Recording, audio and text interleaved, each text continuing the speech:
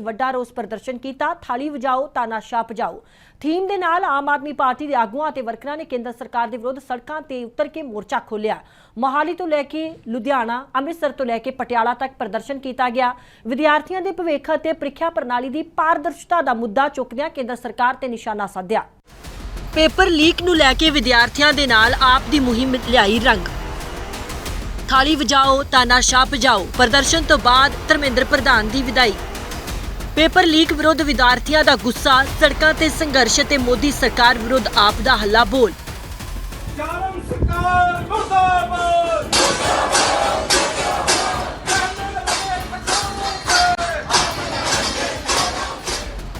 NEET समेत प्रतियोगी ਪ੍ਰੀਖਿਆਵਾਂ ਦੇ ਵਿੱਚ ਕਥਿਤ ਗੜਬੜੀਆਂ ਅਤੇ ਪੇਪਰ ਲੀਕ ਦੇ ਮੁੱਦੇ ਤੇ ਲੰਬੇ ਸਮੇਂ ਤੋਂ ਵਿਦਿਆਰਥੀ ਅੰਦੋਲਨ ਕਰ ਰਹੇ ਸਨ। ਦਿੱਲੀ ਦੇ ਜੰਤਰ ਮੰਤਰ ਤੋਂ ਲੈ ਕੇ ਦੇਸ਼ ਦੇ ਵੱਖ-ਵੱਖ ਹਿੱਸਿਆਂ ਤੱਕ ਪ੍ਰਦਰਸ਼ਨ ਦੀ ਆਵਾਜ਼ ਬੁਲੰਦ ਹੋਈ ਅਤੇ ਇਸੇ ਮੁੱਦੇ ਨੂੰ ਆਮ ਆਦਮੀ ਪਾਰਟੀ ਨੇ ਵੀ ਲਗਾਤਾਰ ਚੁੱਕਿਆ। ਕਿਤੇ ਪੋਸਟਰ, ਕਿਤੇ ਨਾਰੇ ਤਾਂ ਕਿਤੇ ਥਾਲੀ ਵਜਾ ਕੇ ਰੋਸ ਪ੍ਰਦਰਸ਼ਨ ਕੀਤਾ ਗਿਆ। ਵਿਦਿਆਰਥੀਆਂ ਦੇ ਨਾਲ ਆਮ ਆਦਮੀ ਪਾਰਟੀ ਨੇ ਦਿੱਲੀ ਤੋਂ ਲੈ ਕੇ ਪੰਜਾਬ ਤੱਕ ਸਿੱਖਿਆ ਪ੍ਰਣਾਲੀ ਦੇ ਵਿੱਚ ਪਾਰਦਰਸ਼ਤਾ ਤੇ ਜਵਾਬਦੇਹੀ ਦੀ ਮੰਗ ਕਰਦੇ ਹੋਏ ਥਾਲੀ ਵਜਾਓ ਪ੍ਰਦਰਸ਼ਨ ਦੇ ਜ਼ਰੀਏ ਸਿੱਖਿਆ ਮੰਤਰੀ ਧਰਮੇਂਦਰ ਪ੍ਰਧਾਨ ਦੇ ਅਸਤੀਫੇ ਦੀ ਮੰਗ ਜ਼ੋਰ ਸ਼ੋਰ ਦੇ ਨਾਲ ਚੁੱਕੀ। ਆਖਰਕਾਰ ਮੋਦੀ ਸਰਕਾਰ ਨੂੰ ਜਨਤਾ ਦੇ ਅੱਗੇ ਝੁਕਣਾ ਪਿਆ ਅਤੇ ਕਈ ਹਫ਼ਤਿਆਂ ਤੱਕ ਚੱਲ ਰਹੇ ਵਿਰੋਧ ਪ੍ਰਦਰਸ਼ਨਾਂ ਤੋਂ ਬਾਅਦ ਕੇਂਦਰੀ ਸਿੱਖਿਆ ਮੰਤਰੀ ਧਰਮੇਂਦਰ ਪ੍ਰਧਾਨ ਨੇ ਆਪਣੇ ਅਹੁਦੇ ਤੋਂ ਅਸਤੀਫਾ ਦੇ ਦਿੱਤਾ। ਆਪ ਦੇ ਕੌਮੀ ਕਨਵੀਨਰ ਅਰविंद केजरीवाल ने कहा कि ये लोकतंत्र की सब तो बड़ी जीत है।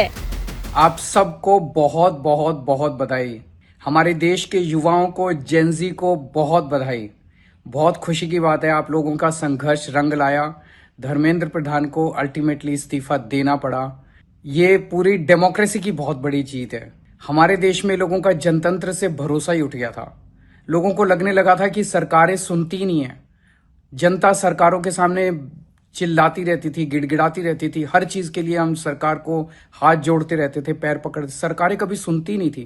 इतना बड़ा संघर्ष हुआ और अल्टीमेटली सरकार के अहंकार को झुकना पड़ा, जनता के सामने झुकना पड़ा। ये बहुत बड़ी जीत है, पूरे जनतंत्र की जीत है, डेमोक्रेसी की जीत है। और सरकार को भी अब समझ लेना चाहिए कि आपको जनता की सुननी पड़ेगी। ये डेमोक्रेसी है, democracy is by the people, of the people, for the people.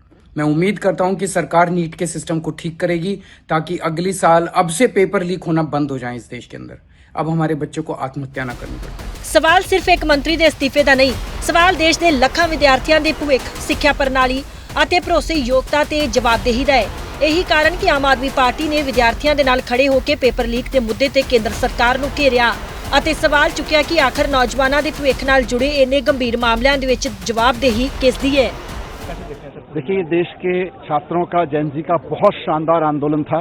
एक बहुत अलग तरीके से आंदोलन चला और मुझे बहुत खुशी है इस बात की कि जेनजी ने सरकार को झुकने पे मजबूर किया। मैं पूरे देश की जेनजी को, अलग अलग राज्यों में, अलग अलग शहरों में प्रदर्शन कर रहे थे, सबको बधाई देता हूँ। ਧਰਮੇਂਦਰ ਪ੍ਰਧਾਨ ਦੇ ਅਸਤੀਫੇ ਤੋਂ ਪਹਿਲਾਂ ਵੀ ਪੰਜਾਬ ਦੇ ਸਾਰੇ ਜ਼ਿਲ੍ਹਿਆਂ ਦੇ ਵਿੱਚ ਆਮ ਆਦਮੀ ਪਾਰਟੀ ਨੇ ਸੜਕਾਂ ਤੇ ਉਤਰ ਕੇ ਰੋਸ ਪ੍ਰਦਰਸ਼ਨ ਕੀਤਾ। ਲੱਖਾਂ ਵਿਦਿਆਰਥੀਆਂ ਦੇ ਭਵਿੱਖ ਦੇ ਨਾਲ ਜੁੜੇ ਇਸ ਮੁੱਦੇ ਦੇ ਵਿਰੋਧ ਦੇ ਵਿੱਚ ਮੋਹਾਲੀ ਤੋਂ ਲੈ ਕੇ ਲੁਧਿਆਣਾ ਅਤੇ ਅੰਮ੍ਰਿਤਸਰ ਤੋਂ ਲੈ ਕੇ ਪਟਿਆਲਾ ਤੱਕ ਵੱਡਾ ਪ੍ਰਦਰਸ਼ਨ ਕੀਤਾ ਗਿਆ। ਪਾਰਟੀ ਨੇ ਇਸ ਪ੍ਰਦਰਸ਼ਨ ਨੂੰ ਥਾਲੀ ਵਜਾਓ ਤਾਨਾਸ਼ਾਹ ਭਜਾਓ ਦਾ ਨਾਮ ਦਿੱਤਾ। ਆਪ ਦਾ ਕਹਿਣਾ ਹੈ ਕਿ ਕੇਂਦਰ ਸਰਕਾਰ ਦੀ ਕਥਿਤ ਲਾਪਰਵਾਹੀ ਦਾ ਖਮਿਆਜ਼ਾ ਦੇਸ਼ ਦੇ ਲੱਖਾਂ ਮਿਹਨਤੀ ਨੌਜਵਾਨ ਭੁਗਤ ਰਹੇ ਨੇ। ਅਜਿਹੇ 'ਚ ਵਿਦਿਆਰਥੀਆਂ ਦੇ ਹਿੱਤਾਂ ਨਾਲ ਜੁੜੇ ਇਸ ਮੁੱਦੇ ਤੇ ਇਕਜੁੱਟ ਹੋ ਕੇ ਆਵਾਜ਼ ਚੁੱਕਣ ਦੀ ਲੋੜ ਹੈ ਤਾਂ ਜੋ ਉਹਨਾਂ ਦੀਆਂ ਮੰਗਾਂ ਨੂੰ ਪ੍ਰਭਾਵਸ਼ਾਲੀ ਢੰਗ ਦੇ ਨਾਲ ਜਨਤਾ ਤੇ सरकार तक पहुंचाया जा सके।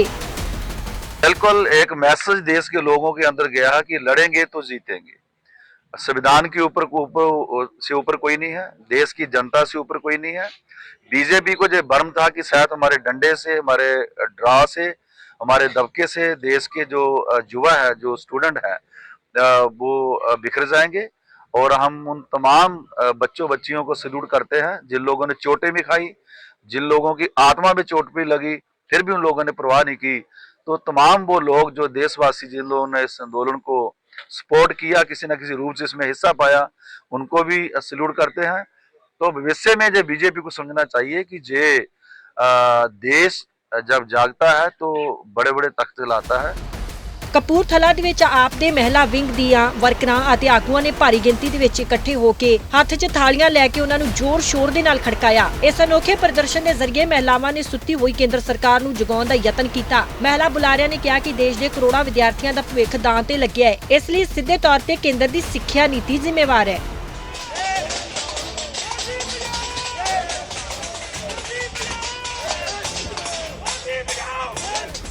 ਪੰਜਾਬ ਦੇ ਫਿਰੋਜ਼ਪੁਰ ਦੇ ਵਿੱਚ ਥਾਲੀ ਵਜਾਓ ਤਾਨਾਸ਼ਾਹ ਭਜਾਓ ਥੀਮ ਦੇ ਨਾਲ ਆਮ ਆਦਮੀ ਪਾਰਟੀ ਦੇ ਆਗੂਆਂ ਤੇ ਵਰਕਰਾਂ ਨੇ ਜੰਮ ਕੇ ਵਿਰੋਧ ਪ੍ਰਦਰਸ਼ਨ ਕੀਤਾ ਅਤੇ ਸਿੱਖਿਆ ਦੇ ਵਿੱਚ ਧਾਂਦਲੀ ਦੇ ਮੁੱਦੇ ਤੇ ਮੋਦੀ ਸਰਕਾਰ ਨੂੰ ਘੇਰਿਆ।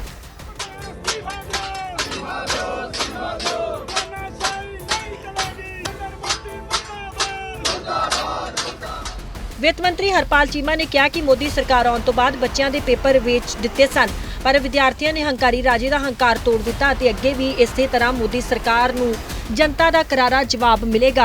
जब से देश में भारतीय जनता पार्टी की सरकार आई है तो हमारे बच्चों के पेपर सेल होने लग गए थे, लीक कर दिए जाते थे, पेपर बेच दिए जाते थे और उसके खिलाफ देश भर के लाखों बच्चे सड़कों पे आए और आज मैं समझता हूं हमारे लाखों बच्चों की जीत हुई है और देश का अहंकारी राजे का अहंकार टूट गया है और भारतीय जनता पार्टी का पतन स्टार्ट हो गया है। आज के बाद यही बच्चे जो प्रोटेस्ट कर रहे थे, यही देश का जुबा जब किसी भी स्टेट की इलेक्शन आए या नेशनल इलेक्शन आए तब भारतीय जनता पार्टी को करारा जवाब भी देंगे।